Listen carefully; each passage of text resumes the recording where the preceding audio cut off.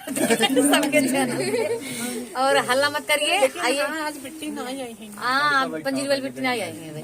आज देवर भौजाई गाना सुनाओ चलता ही इनमें देवर यह बाटे और भौजाई यह बाटे देवरानी में और वही बगल कि देवरू बदल गाइल के तना जमाना वाना, देवरू बदल गाइल के तना जमाना वाना, हो जमाना वाना, हो जमाना वाना, हो जमाना वाना, देवरू बदल गाइल के तना जमाना वाना, देवरू बदल गाइल के तना जमाना वाना।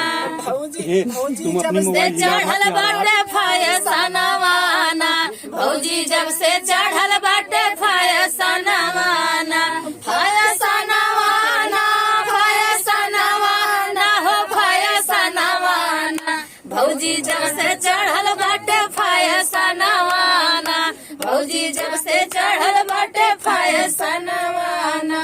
तब के मर्दा मर्दा रहे खटत रहे जस बरधा हो, तब के मर्दा मर्दा रहे खटत रहे जस बरधा हो, अब के मर्दा साड़ी पहनी बने चाहे जाए पर्दा हो, अब के मर्दा साड़ी पहनी बनल चाहे जय बरधा ओ तो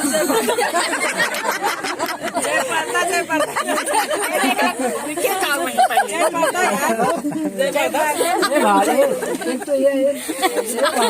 अब के मर्दा मर्दा रहले बने चाहे जाए पर्दा हो, ओ तो लैकिन जैसन चले ले चलनवाना, ओ तो लैकिन जैसन चले ले चलनवाना, देवरू बदल गाइल के तना जमानवाना।